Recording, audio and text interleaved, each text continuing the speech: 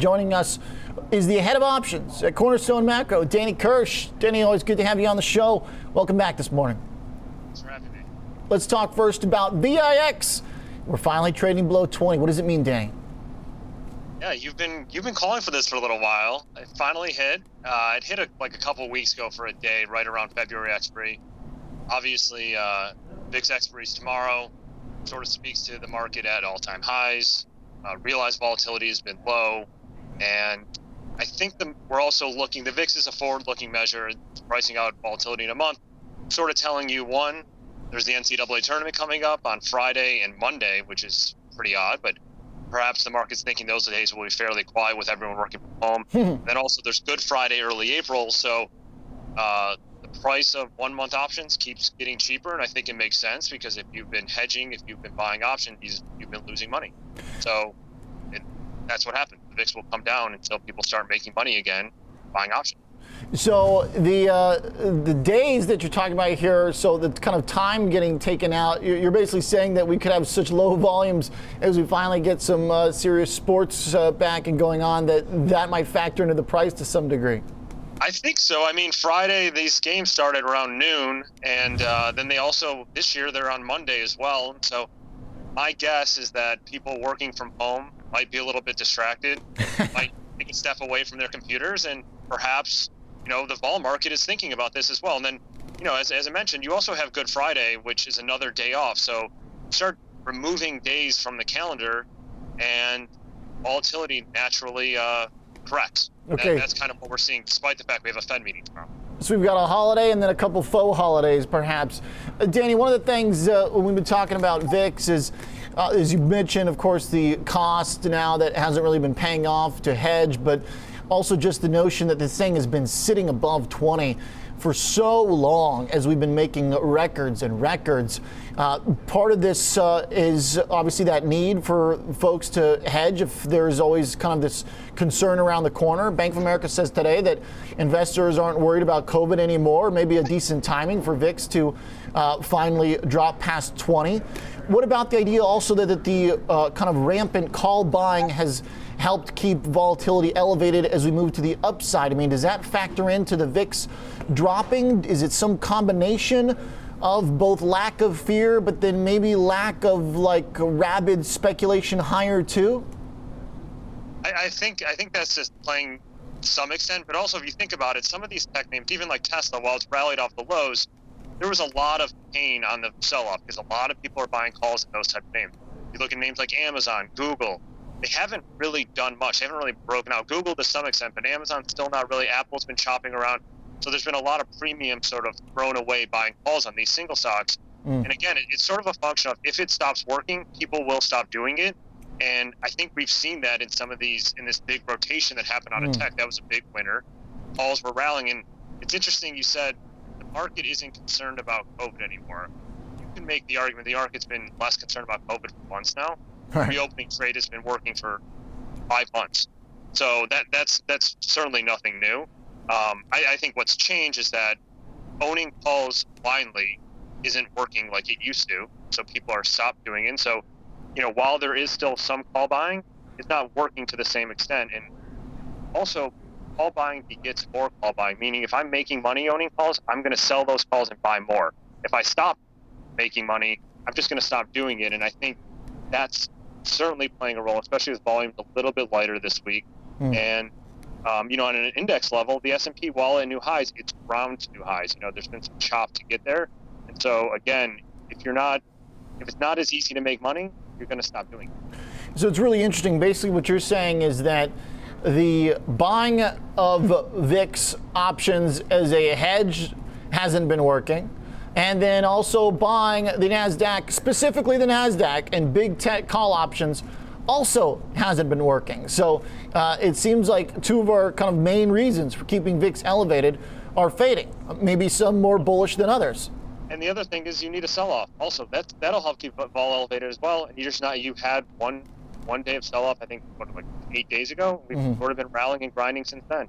So you need something, and you're not really finding it. And market seems to be grinding towards 4,000. That's where we see open interest sort of circled. And until you get those big realized moves, either up or down, my guess is VIX is going to keep grinding lower. And arguably it's been very elevated for a long time, and now finally maybe getting a little bit more fair. Danny, looking at the Qs and how the volatility has shifted there, still a little bit more elevated to some extent. What do you see when you look at some of the different strikes or the volatility dynamics in terms of a trade? I know you're looking at the cost of a put spread. Walk me through how that looks right now. Is it worth it if you are long tech? Has it become more affordable? Yeah, so we like put spreads in lieu of outright options. So a couple things are happening. One, part of the reason realized volatility in the S&P is super low is that correlation is very low. Correlation is super high in the Qs. Tech is moving as one, and it's sort of moving with rates. So tomorrow there's an event, it's an FOMC. We think, they'll stick to the message, but we'll see how the market reacts. And we know the last 2 days rates have backed up a little bit, and because rates have backed up a little bit, rates are a little bit lower, Qs have rallied. So I know you mentioned Qs are up over 1% today. They rallied yesterday. Certainly outperforming Russell today, and maybe it's market pre-positioning for a dovish Fed. Usually a good bet, but if it disappoints, we'd expect rates higher, Qs lower, and so that's why we like owning this short dated. This is a 2-month, 90-95% put spread, so it's basically buying a 5% out of the money put going out 2 months, selling a 10% out of the money put against it. We like doing this trade and buy instead of buying outright options because I don't see like a massive sell-off in Qs. You could see a medium-sized move lower, and on a relative basis, Q's volatility is very high compared to S&P, and that makes sense because it's moving a lot more. Today's a great example. Q's are up over 1%. S&P is 25 basis points? Yeah. And it's because the correlation within the Q's is super high. Correlation within S&P is super low. If you were, if you took the last few weeks off and you looked at the S&P, you'd be like, oh, nothing to see here. But if you look at tech, there's been massive moves, big pain trades, and then some big rallies. Q's sold off 10% on highs within a week. So you just didn't see that sort of pain, but it's all under the surface. That's why we like hedging with Q's, because the correlation is so much higher within Q. If there's a disappointment in terms of dovishness in the Fed, it's a safe bet Q's are going to sell off. So, okay, this is kind of a leading into the FOMC trade, looking at specifically their dynamic as a reaction to a potential disappointment, basically. Now, Danny, when you look at the Russell, I haven't heard that part come into it. The Russell has been this big leader. I mean, I'd imagine that's probably where it's cheapest to hedge. I mean, how do the small caps factor into this right now? Because I know you were just looking at Qs versus the S&P 500, but for those that have been pivoting towards the new leader, what's going on there? So as far as Russell, the hedging expense I think is in line with Qs because again they're both on a day like today. Russell's down 1%, it's up 1%, S&P roughly flat. So I'd say the volatility is in line. We've certainly seen hedging in Russell. The issue is that I think people are still fairly short Russell, and the futures via IWM, and so if anything, we're seeing kind of hedging to the upside. They're short stock, they're buying calls in case this keeps rallying. There's a lot of names that have moved massively within the ETF. There are a lot of people are familiar with GameStop, but there's many others where they continue to go up. Perhaps the fundamentals aren't there. And, we often see credit investors use Russell as a hedging mechanism because it's more highly correlated to a high yield book. So if anything, we've seen a little bit more call buying there for people who are short, not necessarily put buying, looking for hedging. Interesting. They're already sort of set up there. Okay, let's go over to the S&P. I know you track the gamma dynamics as any good options analyst must, right? Where does it look like all the action's happening? There's always kind of like, the way I think about it is like there's these vortexes where there kind of sucks in activity and it happens around a certain point. Where is that vortex right now in the S&P 500?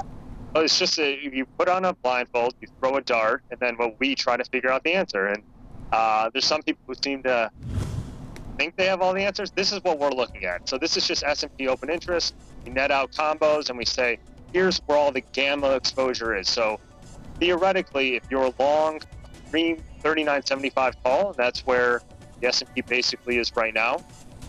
Your hedge would be to sell stock when it rallies and to buy stock when the market sells off. So what we see is that there's a lot of open interest around 39.75 and a lot of open interest around 4,000. And this was as of yesterday's close, but you can see the market sort of floating in between those strikes. And that tends to act a little bit like a push-pull mechanism. Now, if there's some sort of news, we have a Fed meeting tomorrow, this could all change. But as far as like all else being equal, these are the strikes we're keying on. We wouldn't be surprised if we just kind of grind up to 4,000 by Friday expiry, which is Friday morning. And typically around expiry, that's when there's the most gamma. And if you think, but just thinking very logically about gamma, very simplistically about gamma, if you own a 4,000 strike call, and a minute before expiry, the market's at 39.95, that call's worth zero, and there's a zero delta basically. But if the market's at 4,005, it's a 100 delta call and it's worth $5. So that's where all this gamma comes into play. And around expiry, it's super important to keep an eye on where the big open interest strikes are if you're wanting to think about pin risk, where the market might end up. And us, we think 39.75 to 4,000 is, very simplistically, that's where we see the highest gamma, and that's where we think the market could sort of float around and float to. And it also sort of speaks to, beyond the Fed, at the end of the week, it could be a little bit quiet with people maybe focused on. Okay, so there's kind of natural gravitation towards where everyone's trading, basically, right? And sure, and we've seen this the last few expiries, like these big open interest levels. That's where the market has been floating to, and it sort of speaks to there's all this interesting stuff going on underneath the surface, but bigger picture, the S&P is just sort of grinding these levels. That's all. It all flows back to the same thing: volatility coming down, it's below 20, and part of the reason is that you have these big open interest lines, and the S&P sort of stays within there and realize volatility grips low. Danny, last part here is what happens if things don't go kind of according to the option seller's plans, right? I mean, that's kind of what this is about, where there's a lot of that activity happening. What if there's another disappointment, a sharp reaction to Powell, and we're moving away from that point? Does that feed on itself as then people are underprepared for activity at levels below where all that action is happening? Oh, I think absolutely. That's kind of why we've been looking at these little Qs hedges, or 1 month, 2 month puts. It's because I think a disappointment is rates higher, and that's what we saw a few weeks ago when rates kept moving higher. The market got a little skittish, particularly tech stocks. So to me, a disappointment is not dovish enough, and if you have not dovish enough, we think tech is the big underperformer, and that's where we think makes sense to hedge, especially with this 2-day rally. Okay, Danny, great stuff. Thanks for the details.